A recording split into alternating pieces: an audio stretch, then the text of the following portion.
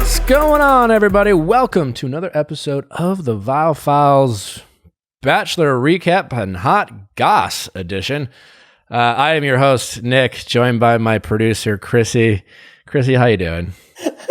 I love the hot goss. I don't know why it makes me happy it's just when like, you say it. Listen, obviously, as the host of the show, I am personally more invested in our Wednesday episodes with our great guests and our ability to learn from them and have conversations, as well as our Ask Nick episodes on Mondays to learn about our audience and talk about relationships. But I get it. Like, listen, I come from this world of The Bachelor, and it is fun to talk about and reminisce with your friends. But it's just like, hey, I'm still doing this. All right, here we go. It's the hot goss, man. It's the hot goss.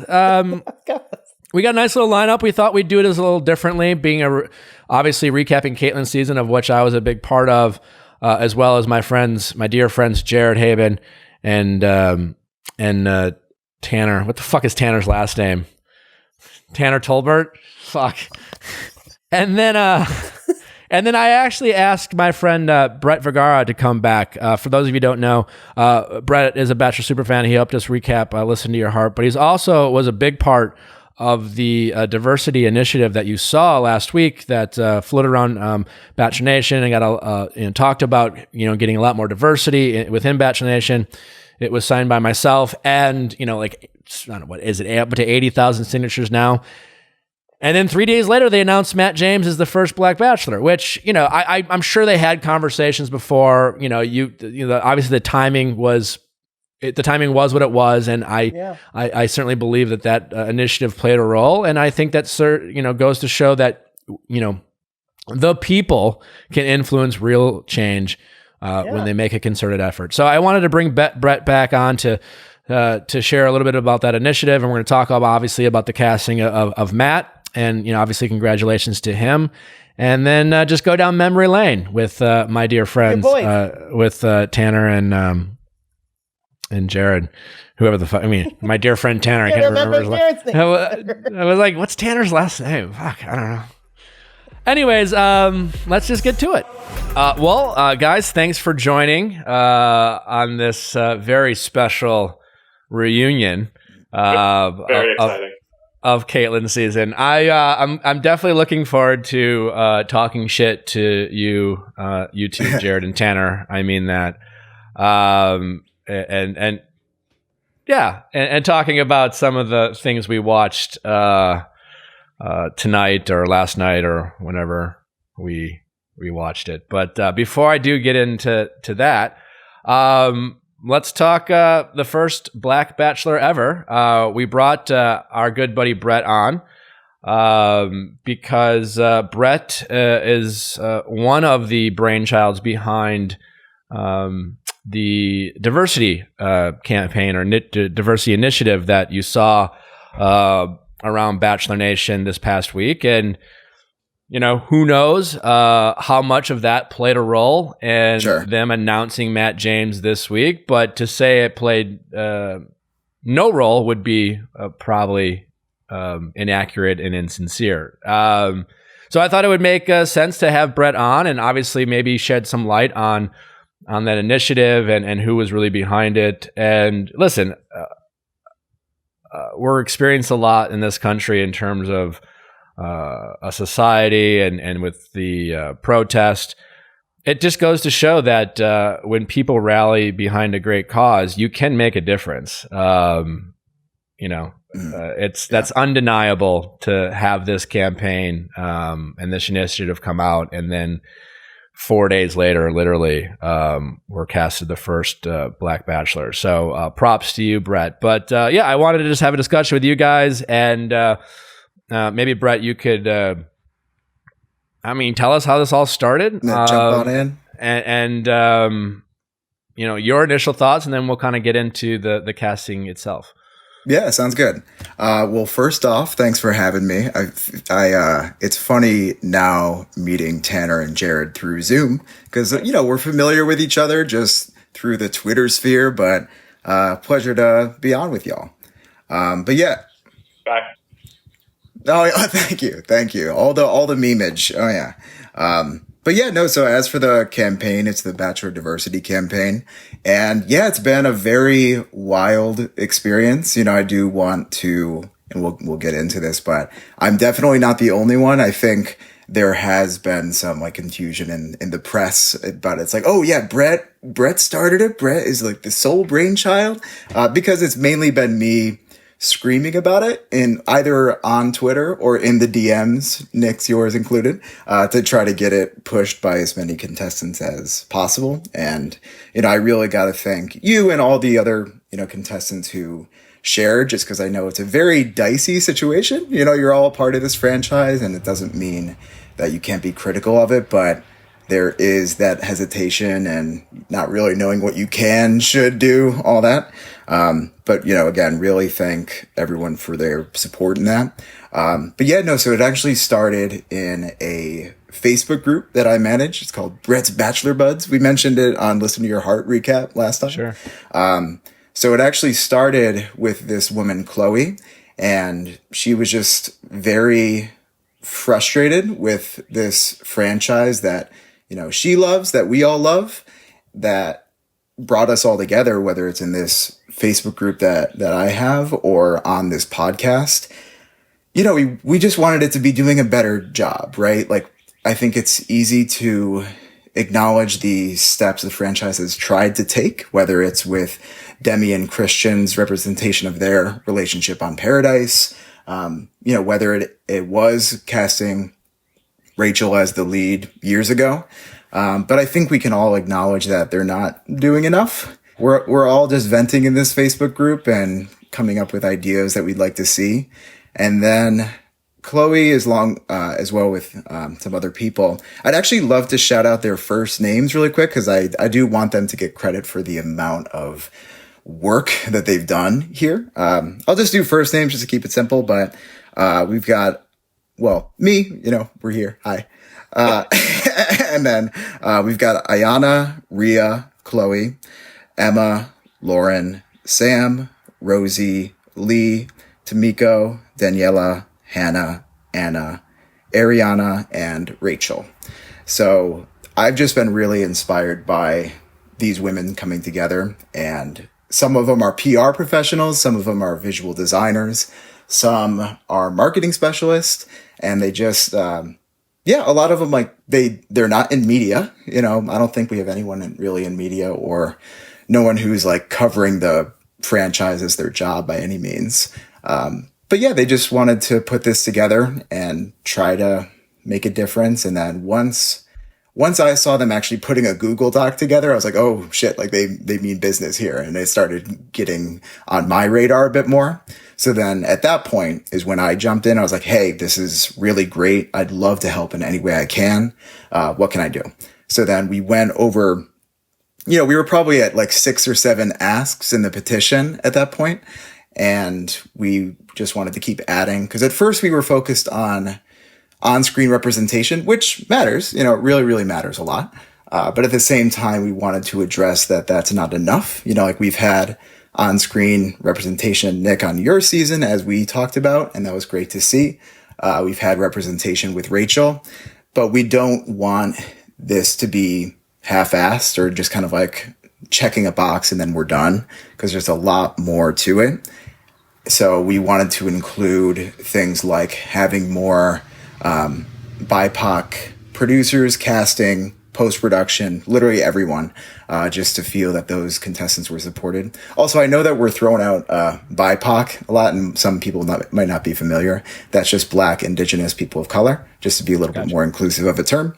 So yeah, then we were throwing that all together, and once we feel like we were ready, another big part of the reason this came up was going into greatest of all time, right? Which we're here to recap, and we'll have fun, you know, recapping it later, I'm sure. But, you know, with everything going on with the world right now, with George Floyd, Breonna Taylor, you know, Ahmaud Arbery, it was just very hard to go into this season and not acknowledge what's going on in the world. And yeah, I mean, it was a really bad it was really bad.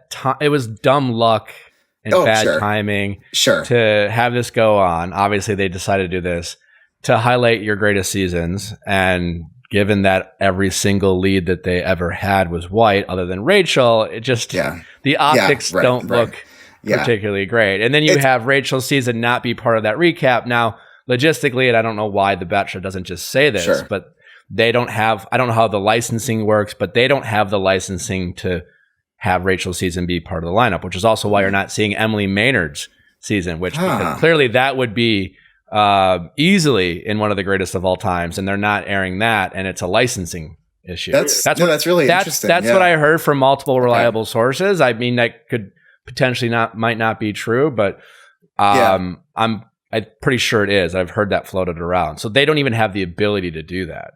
That being said, regardless, even if it was Rachel's season, it still highlights how white it has been, and the optics just don't look great. Yeah. You know?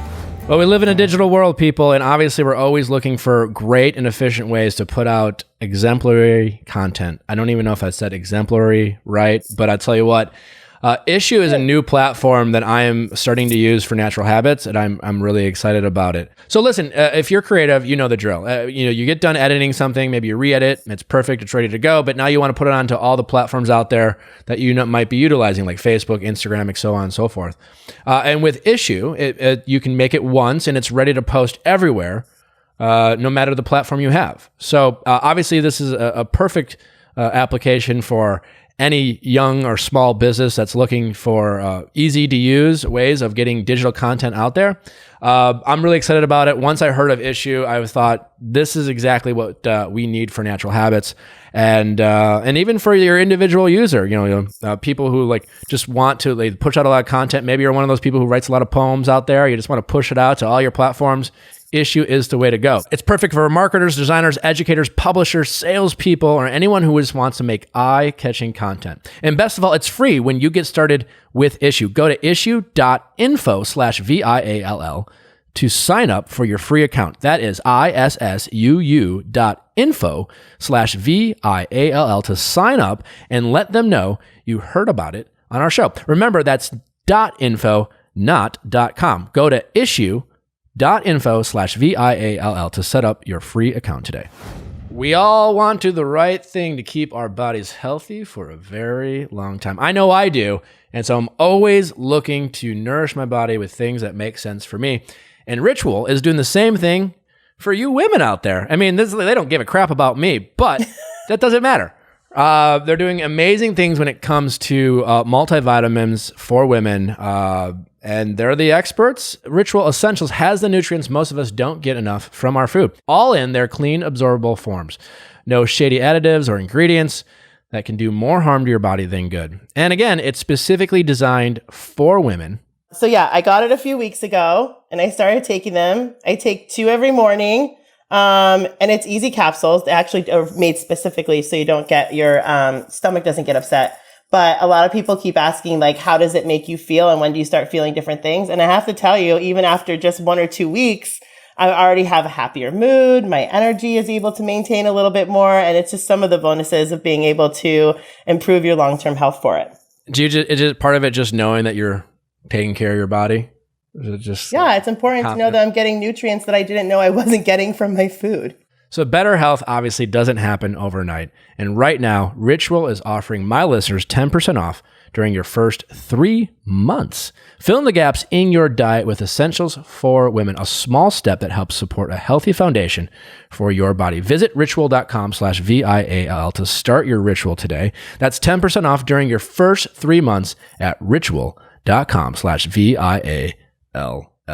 For the life of me, and I've said this to producers, and Tanner and Jared, you can maybe chime in here, but for whatever reason, and Rachel referenced this on her podcast, clearly the company line is to just no comment.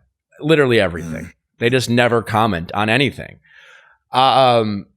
which I think maybe worked in the past. That's kind of the old school kind of PR method. Just, don't comment, let other people comment. But we live in this kind of new age of information and social media, no comment. And it's just now you have these alumni like ourselves, or specifically Rachel, who are, want to speak out, and the optics look like Rachel speaking out against the franchise, and that sucks too. And I hope this is the first step, even from hearing from producers directly or hearing from ABC, have them like speak up about things that go on in their franchise so that their alumni don't have to.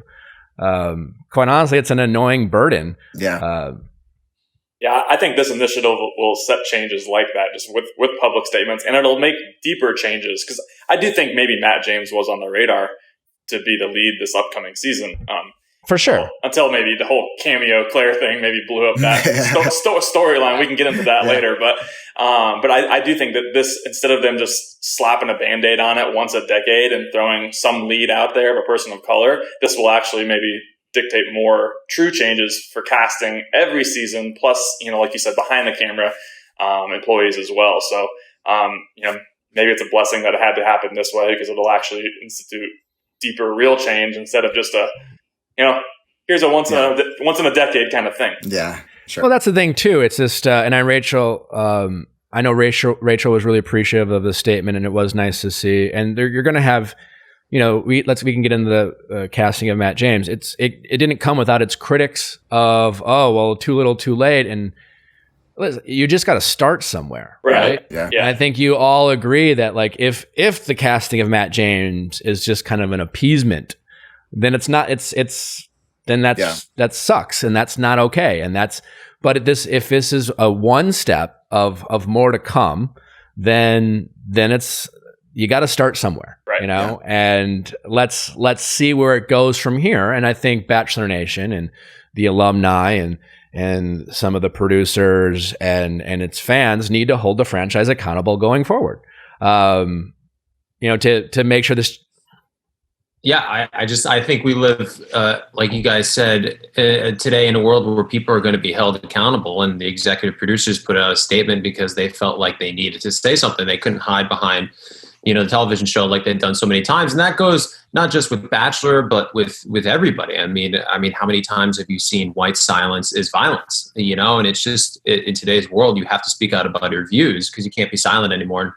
And with Matt James, like you guys said, there was criticism, but you do have to start somewhere. Was it pandering a little bit? Maybe, but I mean, you have to take a baby step before you can start, you have to crawl before you can walk.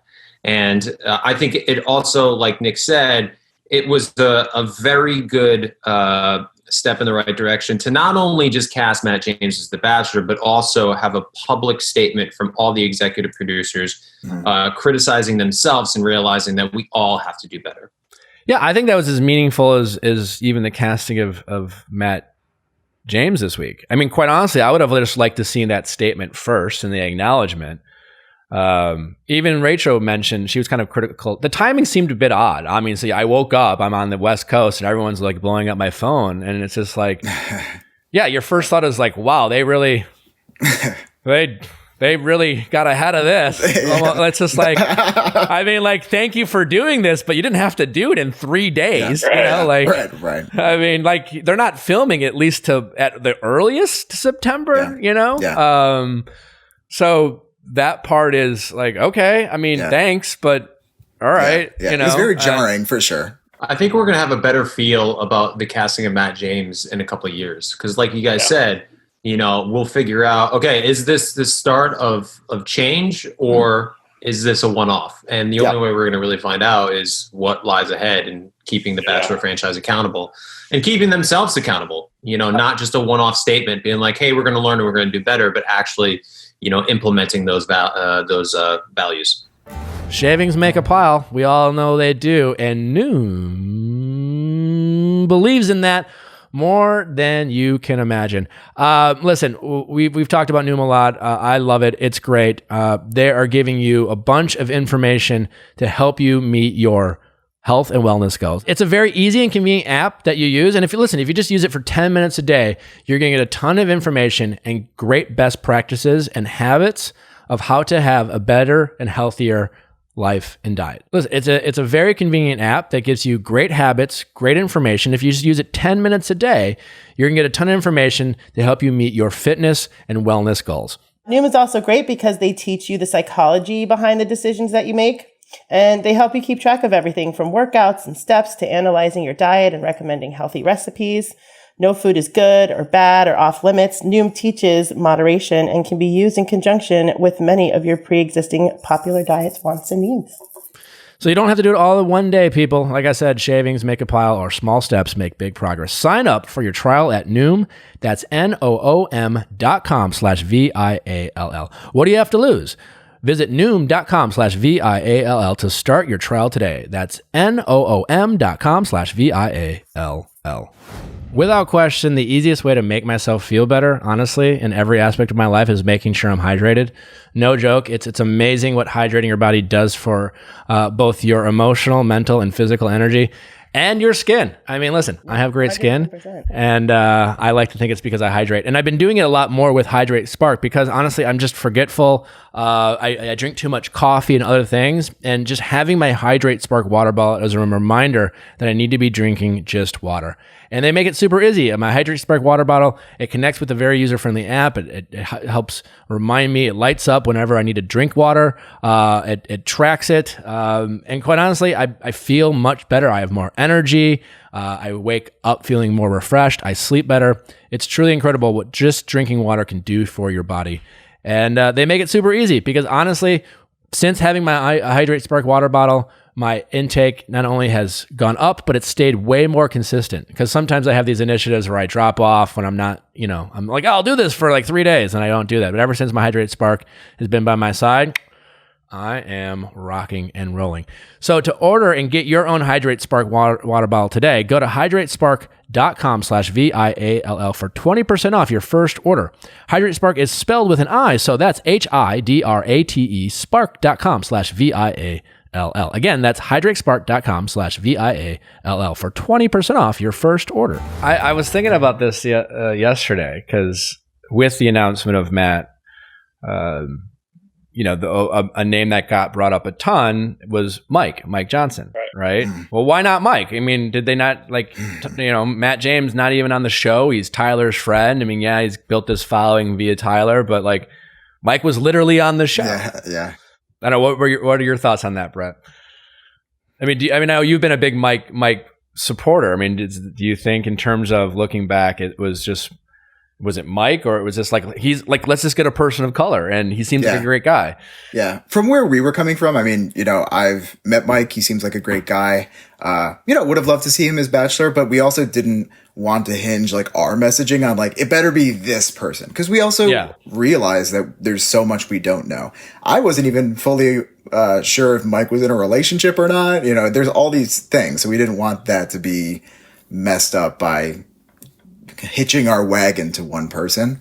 It's weird. It's a weird move that Matt James is all of a sudden thrust into the lead, even though he hasn't been on a season before. Maybe that's a good thing.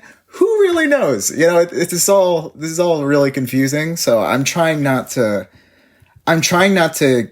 let perfect being the enemy of the good, I'm trying to realize that this is ultimately a good thing. There's plenty more to be done, but I think we can all get caught up in like, oh, but like it should have been this way. It should have been this person. It should have come at this time. And like, but let's just try to keep making them do better. It's like the NFL draft. You really can't judge it until 3 years down the road. Right? Yeah, right, exactly. Nice reference. I mean, you're always going to have its critics, but overall, it's a fantastic thing. And I mean, it's funny because before they announced Matt James, I was going to come on this episode and like almost offer a suggestion, and suggestion would have been like, I get this whole idea that we always cast from a previous season, but we're in extraordinary times. Go against that for one season, make a real attempt, and use the entire nation it gets someone who you think would be an excellent Bachelor who is Black, and do that, and then maybe get someone who's already in the public eye because there's a story there. Like they could have done that, and listen, they chose Matt James, great, but But yeah, that would have, I thought that's what they would have done. Like take these next month, month or so and just make that a priority to say, this is what we're going to do. And listen, it's Warner Bros. And ABC. If they really want to get something done, they'll do it, Yeah. They certainly have the resources. But Nick, what's funny is the last time that I was on recapping Listen to Your Heart, it was the episode after the whole cameo drama. And I remember us talking about it. I remember us all talking about it. And I do remember you saying, it's like, after this, I don't see how Matt James could be on Claire's season. So I guess you were right. There you go. Well, I mean, it was like, it almost maybe worked out that way because I do know they were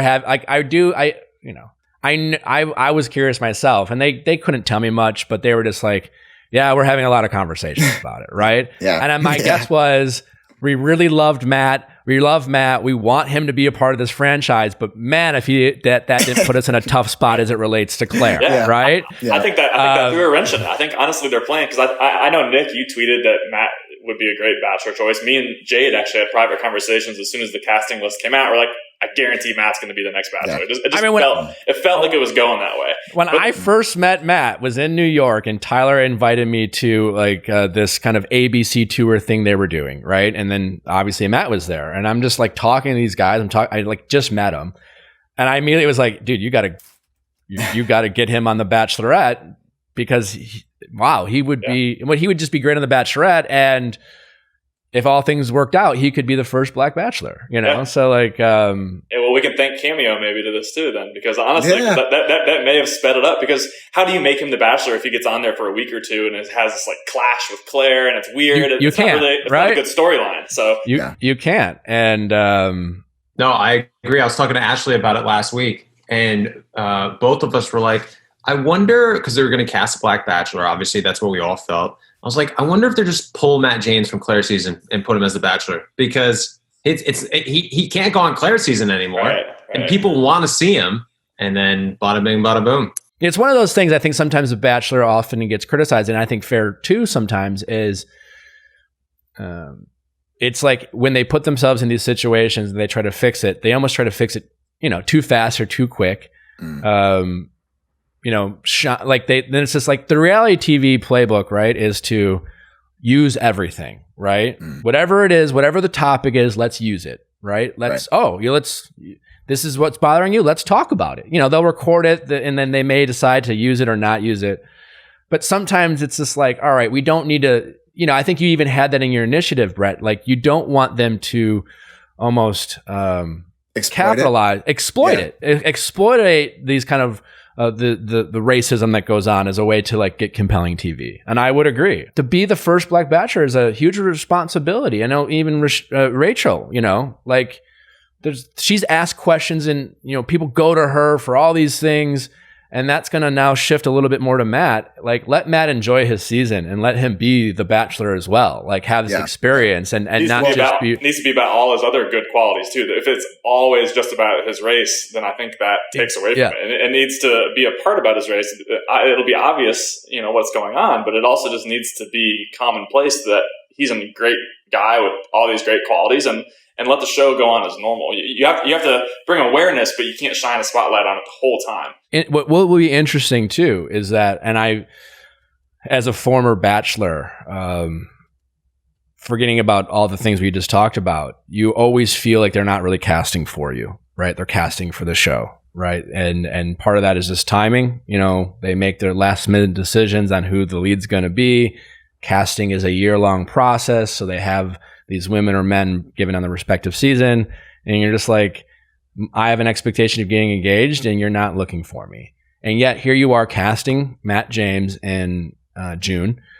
They won't film his season until at least late September. So for the first time, and maybe since the first season, I don't know, they're really going to be casting, hopefully, for Matt, which I think will make it really interesting, not only as a chance to have more diversity, but like to have people who might be more, from a personality standpoint, more suited for Matt, which I think is a great thing, hopefully. For sure. So, I did have one kind of segue question.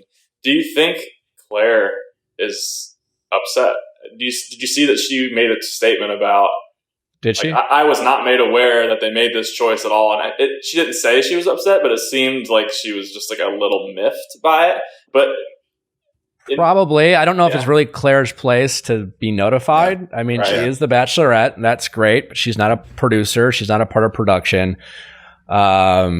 I feel like Claire's season, I think she'll be fine TV, and I hope the best for her, but I feel like this is going to be one of the most overlooked seasons in the history of the show. We already have the next lead picked out. I think a lot of people are probably looking forward to that. She's already got this weird scheduling and not being able to travel. It's a very weird season. Yeah, it's weird in that regard. I think people are just anxious to get some new Bachelor content. Yeah. So I think there will be a level of excitement, and I do think Claire will be good TV. But you're right. Like anytime someone doesn't like the season, you're gonna see the comments on Twitter. Can we just like skip to Matt James' season? Yeah, that's inevitable. But what's another interesting element is that this will be the first time, and I don't, since we can remember, that when you watch this season, you know that every contestant there knows they're not going to be the next Bachelor, right? So this idea of are they here like this right reasons, especially it gets down to the end, the sincerity of their beliefs, and like, I truly believe that having done this twice and being so emotionally invested in these, you don't actually think that, but even from a fan point of view, they're not going to wonder if these guys are just trying to be the next Bachelor, because everyone knows who the next Bachelor. You're not in.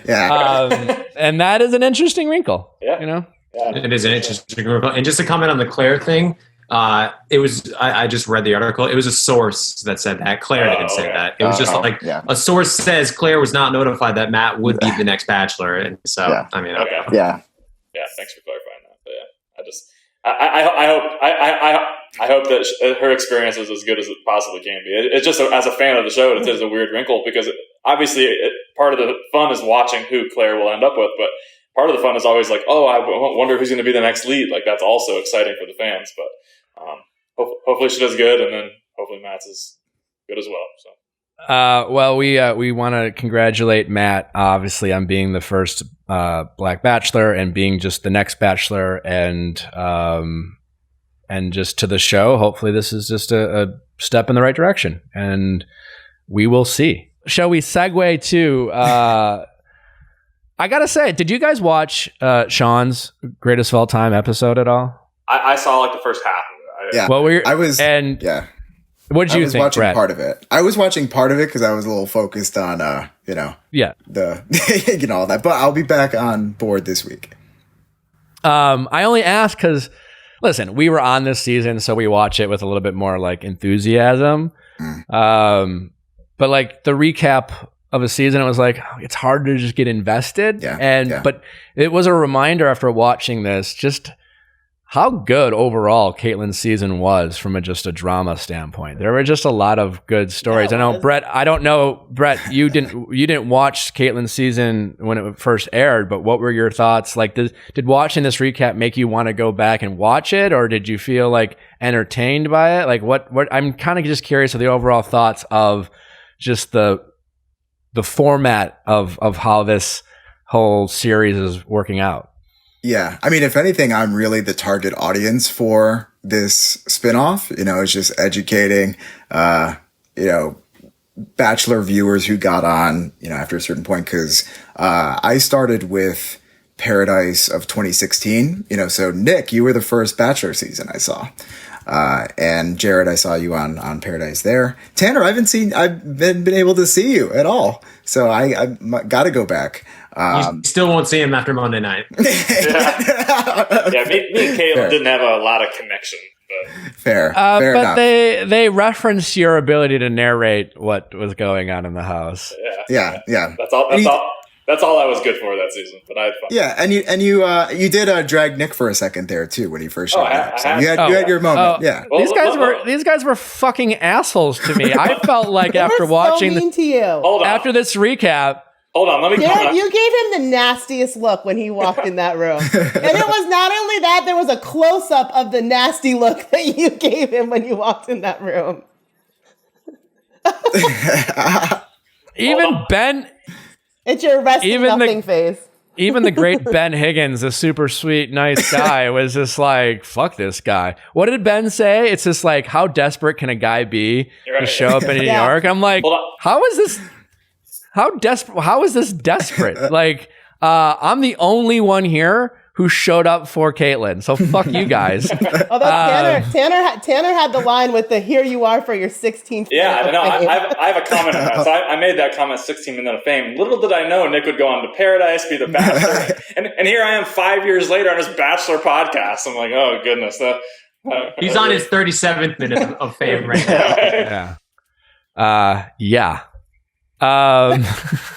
That's all I gotta say about that. It felt like it took 5 seasons to be fully vindicated from Kaitlyn's season, and I feel like this episode really did it for me. Because you guys all looked like assholes. No, well, and the thing is too, like, kind of going back is like when I first started watching, you know, I was watching with the beginning of your redemption arc, right, on Paradise. So I didn't have all of this like weird context before. And I do think going back to this episode, I think I was definitely watching in a different lens. And I don't actually necessarily think that I saw like every interaction that you had with all the guys in the house. So I do think you like came across fine in this episode. And I was expecting it to be like, oh, this is where I see the Nick that like has this mixed reputation and all that. But I ultimately kind of agree with what you were saying. Is like, it's interesting that, you know, to use here for the right reasons. Like, I think your 16th minute of fame or 15 minutes that you had beforehand kind of theoretically benefited you, because it's like, yeah, I've already gotten it, so now I'm kind of here just for this person. I feel like Nick, you just got a bad rap from Andy's season, and then just transferred over to Kaitlyn's season, so people already viewed you as this villainous guy, and then it just like, even though you didn't do anything villainous on Kaitlyn's season, the audience just immediately associated you. Oh, totally. I looking back, I said this before. As far as my edit goes on Kaitlyn's season, even I was fine with it. Yeah, like when you watch it back, you're like, I didn't. You were fine. I mean, I wanted to hate you as much as anybody, but as you know, like 1 week later, I was Team Nick, and me and you were buddies, and we were talking, and I was on your side. So after getting to know you, your edit for me. Yeah, but you're right. It was just like for the people who.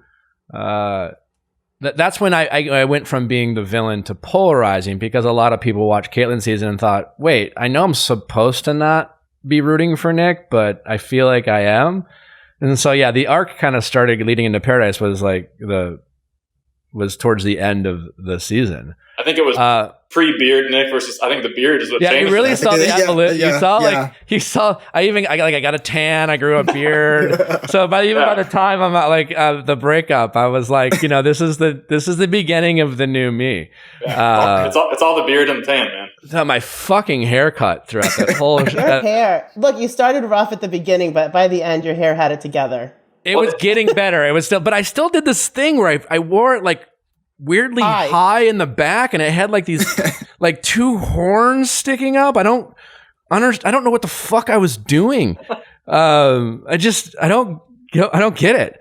Nick, you have such an interesting personality. You're such an interesting person, and I feel that your overall evolution in the Bachelor franchise is very similar to like, I can only speak about our friendship, but like our friendship together, because we were always friends, like even from Kaitlyn's season moving forward. Like I never disliked you, but you have this ability where like there are times, Nick, where you're completely aloof and like disconnected. Like we go to lunches and like you're not even making eye contact with me. You're just on your phone, but then we'll leave and be like, hey, I loved hanging out with you. Like, why don't we hang out more? It was really great seeing you. I miss you. And I'm like, oh, well, shit. Like, even though we didn't talk for 45 minutes, like, oh, that was the sweetest thing. I'll never forget one story. I'll tell a quick story from our Paradise season together, where Nick is obviously very opinionated. He's a big personality. And I remember we were having this, like, man chat. And I tried chiming into the conversation, and Nick kind of talked over me. And I remember being like, Nick, don't interrupt me. Because it was like you just didn't notice that you were, talking. Jared yelled. I know. He doesn't yell. I was like, Nick, don't interrupt me. Let me just finish my sentence. And then afterwards, you came up to me and you're like, hey, dude, like, I'm sorry if I'm ever interrupting or talking over you, just let me know. And I was like, okay, I will. And it was just as simple as that. And I was like, all right, that was nice. Yeah, we didn't really become friends until Paradise. I think we were definitely acquaintances, and we had hung out before Paradise, but there was still like a level of again, even the guys on the show. Tanner warmed up to me pretty quick because Tanner likes conflict, and Tanner isn't as resistant. But the is Nick a good guy, is Nick a bad guy perpetuated not only from the show filming but into reality. Of like when I would connect with these guys, it was like, I don't know if this guy is, like this. I don't know, because like here they are, you guys were all buddies with Sean, and Sean's just be like, I know he's a terrible human being. It was like, well, I don't know if he's terrible, but like maybe we can't trust him. There was definitely still a lot of that, but I joked on the recap, and they didn't air that, but I was like, if Jared knew that I was going to be standing up in his wedding when he first met me, I don't think he would have.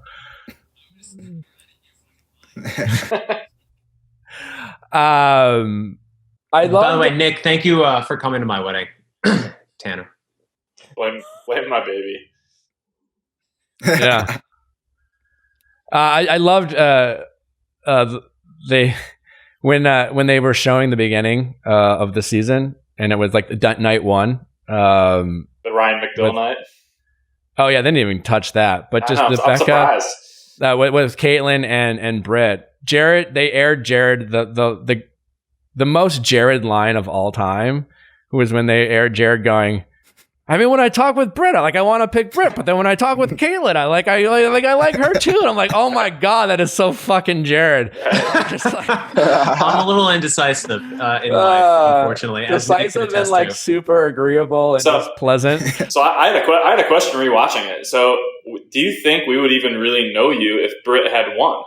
Because obviously, like, you and Kaitlyn had the connection, but like making me rewatch this, like, what if that domino fell the other way? Nick's life could be completely different. Totally different. I don't think that's what people realize. And like, Chris is doing Chris's job because like I mentioned the emails on my podcast, and then I'm friends with the producers, and they're like, can we read them? I'm like, sure. I'm like, we're not going to share them. And like, I ran it by Kaitlyn before.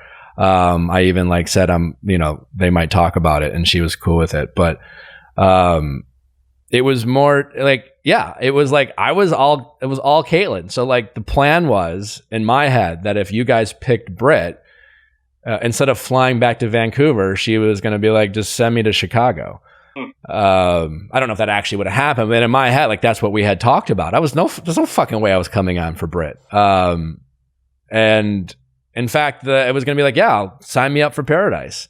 I probably would have gone on Paradise and tried to convince Kaitlyn to come on Paradise. That's right. Probably what would have happened, or at least a chance. So, but I don't. Yes, it's safe to say my life is drastically different. There's so many butterfly kind of effects that kind of happened. Oh yeah, in the show in general. I mean, if Jared would have got sent home night one, or I would, like, neither of us would be married probably right now, or married to someone else. Like, there's so many little dominoes that you don't think about. Weeks 1, 2, 3, 4 on the show, but they make huge impacts. Even as to who's the next lead and then who they pick, it's got such a ripple effect on the show. It's really fascinating. It totally is. Are there any things watching the episode back that change your perspective on the show itself, or just your own time on the show? No, not really. I mean, it makes me think, like, everything Kaitlyn said, she knew she was down to you and Sean from like the get-go. You know what I mean? Like, rewatching it from that aspect makes me feel like, yeah, the rest of us had zero chance. I remember. Have we told this story, Jared, or did we say this on the New Year? Yeah, we mentioned this on our Christmas episode. Yeah, because Kyle was there, because we were hanging out with Kyle that night. Yeah. And this was the first night Jared and I had hung out with each other post the season. It was like, hey, I haven't seen you since Ireland, and hey, man. And we were being very friendly. We were hanging out together, but we weren't friends yet. I would say we were friends, but we just weren't as close as we are now, obviously. Yeah. And we were all friends because of this shared experience. Yeah. And we were at this bar, my buddy Kyle. Well, no, Jared. Yeah, that's right. Jared, you naturally talk about your experience. And Jared started asking me about what happened. And I was like, well, I'll just fucking tell you everything. And I'm telling Jared, and his face was just like, well, I don't know anything. The perception of it was, and Kyle was watching it almost as a viewer, just it was kind of wild to have. And it felt good just be like, it was the day I went from being a boy to a man. Yeah. But it was more listen, I wasn't some sort of producer plant, man. This was all very real for me. Oh, I never doubted that. But when you started telling me I think nobody knew, and including myself, kind of what was happening before filming and then during filming, it's just you're just not privy to that knowledge, as someone like myself, and Tanner could probably attest to this. I had more of an investment in that season, but I kind of just went my own way during the season. I didn't really cause drama. I was kind of left alone, and same with Tanner. And so you leave and you have this whole idea of what those moments were to you and what everybody else's relationship was. And then, Nick one night was like, all right, I'm going to tell you some shit. And it was funny. My dates weren't like those. Where do you think your life would be today, Nick, if she did pick you over Sean? Obviously, pick me over Sean? Yeah, obviously this season really became aside from some of the early drama, became Nick versus Sean.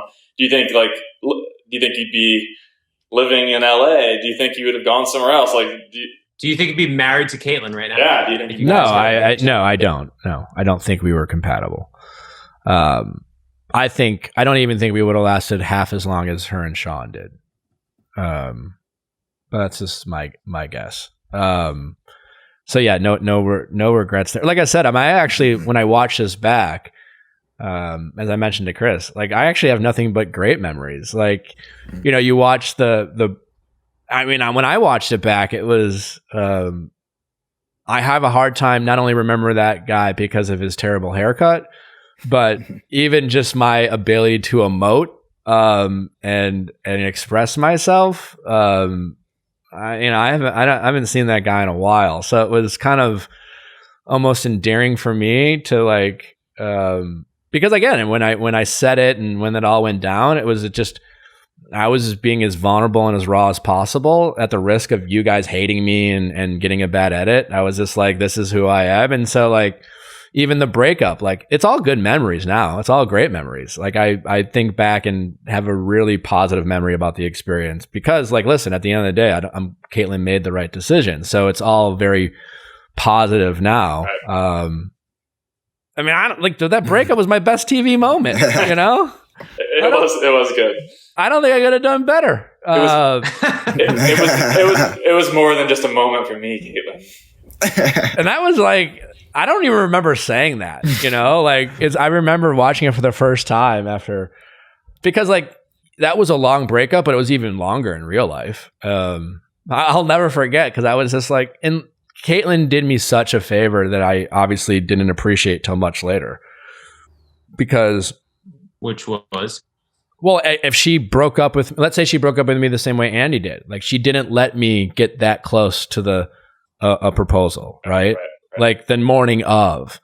I never have that moment, right? It's not as dramatic. That was really the turn for me where people started thinking, I don't know. I think maybe we've just been wrong about this guy. Not everyone, but a lot of people. And even during the proposal, I remember when she was like, nope. And I was like, all right, well, I want to get the fuck out of here. I wanted to leave immediately.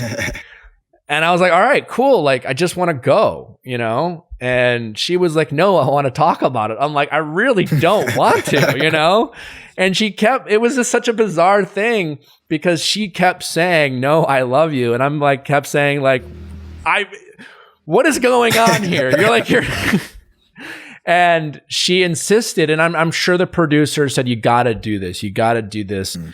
He's going to be mad at you, but trust me, he's going to thank you in the long run. And Kaitlyn did me a huge service to do that at the risk of seeming like she was being insensitive in the moment. She definitely did me a huge favor, because I don't think I ever, you talk about like, if this doesn't happen, that won't happen. I would say the same just about that moment. I think if she breaks up with me in a different way, it's a very different ending. Yeah, I think all three of us kind of have to shout out to Kaitlyn, because if she didn't keep, Tanner and myself around long enough, who knows if we make an impression in Paradise, and then who knows if Tanner meets Jade, and then who knows if I meet Ashley. Specifically with you, Jared, I mean, because like Tanner knew his role. He came in as like a super fan. Yeah. And this is not a criticism or a praise, but like, you had no connection with Kaitlyn. Right. And you were just an asset to the producers, being like, listen, here's what I'll do. I will be very honest with my opinions about everyone. Right. And I will tell you what's going on. And they're like, well, that will get you to at least week 6. Right. I knew that was my only chance to stay. So. But with you, Jared, I mean, you were, you had a connection with Kaitlyn, and you were like, you really, you looked great on the season, and definitely was a launching pad. You were the first, on Paradise, because there's always like, who's the cool kid, who's the prize to be won, and you were definitely the guy on your first season of Paradise. It was crazy. I went on Paradise, and then Ashley was like, Jared is incredible, and then all the other girls were like, maybe he is. All right, let's go after Jared. I remember watching it, being like, he's fine. He's fine. Trust me, I thought the same thing. I'm like, guys, trust me. Like, I got news for you. I should not be pined over. I promise you. Speaking of glow up, I know I get a lot of it too, but I mean, Ashley really has done you well, Jared. You've gotten considerably hotter since. It's night and day, my friend. I look back. Yeah, I look back and just see a boy. The thing is, dude, like, I just never really took any effort into my appearance, which obviously really cost me. and then luckily now I've been surrounded by good friends like yourself who will give me your clothes. I get Nick's hand-me-downs. It's very nice. And then Ashley, who makes sure I keep up with my appearances. So it's good. It's good stuff. Yeah, me and JJ used to always joke, "Oh, that Jared guy's going home night 1." Every time he got a rose, we're like, "What the fuck?" Yeah, I love that JJ always thought like he was gonna win. Just like, no. Tanner, do you remember? It was when I first showed up. We were in New York, and it was the first rose ceremony that I was a part of. And at the baseball stadium, yeah. And so after we snuck into that hotel, after I went in that hotel, I had Kaitlyn's room number. I think I've mentioned this before, and there were phones in the room, right? And so I for whatever reason, they gave me my own room in New York just to kind of slowly acclimate myself to So I have my own room, and I called Kaitlyn's room. And so we, talked for 15 or 20 minutes. They ended up catching Kaitlyn because they got the phone receipts, and they put a nix to that. But she had mentioned who she was going to send home that night. And I remember at the rose ceremony right before we're walking out to the Met Stadium, and I forgot how cold that was when they aired that back. It was 20 degrees, and we're in suits, and it was windy. But I just whispered to Tanner, and I'm like, "These 3 guys are going home. Watch." I was like, "Who is this guy?" And we line up, and those 3 fucking guys go home, and Tanner looks at me. He's like, "Wow." Right. It was. I probably shouldn't have said that, because it's amazing how quickly you forget you're mic'd in that world, because it yeah. They could have aired that. Not that, I mean, I don't know. That probably wouldn't have done them any good by me being like, yeah, these three guys are going home, and then bam, bam, bam. But I remember your reaction, and you were just. I was shocked. Yeah. Those are always fun memories to. And Jerry, we thought we had a chance. This guy's calling her in the middle of the night. I mean, come on. I know. Well, obviously, I didn't know that at the time. Truthfully, in the moment, I was like, I think there's a chance that she picks me. But then looking back, I was like, I had no fucking like what the Bachelor bubble is, man. Like in the moment, you're like Nick talked about, you don't really think about the future. You're just like this. Well, I mean, kind of honestly, having been the Bachelor, I look back as confident as I was about like Andy's season. I look back and think she was always going to pick Josh. Yeah. You know, even like talking to producers, it was like, yeah, I mean, Andy was really into you. And there may be some moments where she like considered you because things were rocky with Josh, but it was always Josh. And I think with Kaitlyn, it was, she eventually like decided it was going to be Sean, but there was a little bit more indecisiveness early. But like, I think that like, and for me, it's like Vanessa. It was like, you know, I had these great connections with Rachel and Raven, but it was like always going to be Vanessa. And I think you're just like, oh yeah, you know, I remember, you know, being on my season of The Bachelor, knowing what I was going through. I definitely looked at my 2 seasons very differently about like, you know what, I guess I was just a little too caught up into it than I realized. Hey, I got a question for you, you fuckers. When we were in New York, who was the guy who took my suitcase and put it in the shower? Oh yeah, was that Corey Stanzel?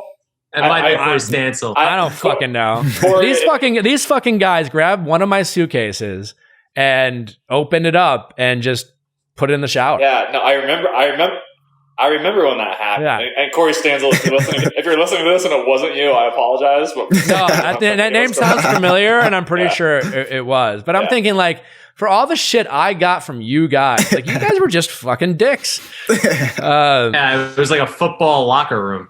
Like, if they're putting shit in the shower, that's... Yeah, and Joshua was like, I just don't like this guy. I just got a bad feeling about him. It's just like, it's amazing what fear can do to you. So fuck you guys is what I want to say. I know. I'm trying to think of like other Nick stories. I wish I had more. I'm all for Tanner or Jared stories. Are there other moments in looking back at the episode that like you were surprised that like didn't get brought back up? I mean, it's hard because they condense it down so much. Yeah. Yeah, I wish that in the format that they did less of like the Zoom Skype videos and more trying to get into the weeds of the season. I personally think you miss out on a lot of the inner, the inner storyline there. So there are definitely things. I mean, there were some big moments early on with like Ryan McDill on night 1 and Koopa and Tony the Healer. They're like little odd characters I wish I could have relived a little bit. Oh God, I forgot about Tony. Yeah, and early on, I mean, I guess Nick wasn't there, so he came once we started traveling. But there were some big characters that were pretty funny the first few nights. That we just didn't get to relive again. So little things like that, little drama things that I wish I was seeing, I think it's it's such a tough format that what they're trying to do, and it's the first time they're doing it. It's like, what do you focus the attention on? And pick your storylines a little bit. Yeah, I mean, you're always probably going to highlight, especially the characters who are still part of the franchise in some way, like even you, Tanner, and Jared, and Ashley, and Ben, and myself, and obviously Kaitlyn and Jason. Were like, that guy was fun, like fun to watch, but what's funny? So Nick, you came on in the New York date, the rap battle, and thinking back upon that, I was not on that date because that was what date? You got the New York 101. Yeah, the 101. You were at home. You were back at the hotel. I was trying out my Hugo Boss tux. But anyway, you were at the rap battle. That's when you came in. And you know what's so funny about that? Looking back on my own personal life, in that audience was my future wife, Ashley, because she was sitting next to you. My future sister-in-law, Lauren. My future groomsman, Nick. And then my sister and my best friend who signed me up for the show drove up to be in the audience that day because they thought there was potential for me being on the date. So in the audience that day, before I knew any of you guys, and I was pursuing Kaitlyn, was a future groomsman, my future wife, my future sister-in-law, my sister, and my best friend who signed me up for the show. And I was a rapper. That is crazy. And then Tanner was, and then Tanner, you were on the rap battle. So, and then another groomsman who was a part of the date. That's crazy. What's crazy is how big that room was filled with people you know, and half of them you hadn't even met yet. Yeah, that last part is kind of wild in terms of being there. Like if you an out of body experience of like not knowing who was in that room, who's going to be the biggest parts of your life. None more than obviously Ashley and her sister. Yeah, it just goes to show you that the show does have such crazy real impact. Like it's hard not to just get a little reminiscent. Like obviously I love the show because all the drama and craziness, but all of us are sitting there watching the show that's greatly impacted our lives so much, and it was just fun to reminisce a little bit. Well, that's the thing too. It's just like I know Chris really overplayed these emails a little bit, but when Kaitlyn was like, I never got those letters. And like this is like 5 years after I wrote them. It was fun to go back and see them, and it had nothing to do with like Kaitlyn. It was just like I do have such a fond memory, even though it was very traumatic at the time, of that overall experience now. You know what I'm saying? Like I look back and watching it, it was just like, so many of my friends, my willingness to just do what I did. I actually look back on like, especially like going into that environment, knowing that it was going to be kind of treacherous for me. I guess I do look back on that season and with a sense of pride in terms of like how I navigated that. And like, I was really just my most sincerest self. And it didn't work out. That like, I actually am proud of that experience. And so I definitely have nothing but fond memories about it. And you got your 16th minute, buddy. Well done. My 16th minute that has been going on 6 years now. So suck it, internet. Well, guys, I appreciate you taking the time. It's been fun going down memory lane with you guys. Thanks for being my friends. And I'm glad I showed up on Kaitlyn's season just so you two assholes could be a part of my life. And honestly, it was there's a lot of like Ben and who else? We still see Cupcake every once in a while. Between you two and Ben, I mean, it's 3 real friends I have from the show, and that's a big deal. Yeah, it's a cool piece of it. So, not really. No, I mean, yeah, Chris Soules a little bit. Like definitely way more Kaitlyn season. I have a lot more connections from, which I truly never thought that would be the case. I know. I'm really kind of like proud of that. I like that. I don't know. Yeah. So, all right, guys. I appreciate you doing it. Thanks for listening, guys. As always, don't forget to check us out tomorrow. We have a very fun episode. We have as an Enneagram. I don't know. I still can't announce Enneagram. Oh yeah, Jade always talks about those. We have an Enneagram expert, a sage, if you will, in the Enneagram world, and we have a fun conversation, a little lighthearted episode. We dive into that for all the people who have heard about Enneagrams, what they mean, what they don't mean, how we can interpret them, and how we actually can use them in our relationships to actually get something out of it rather than, telling people you're an achiever.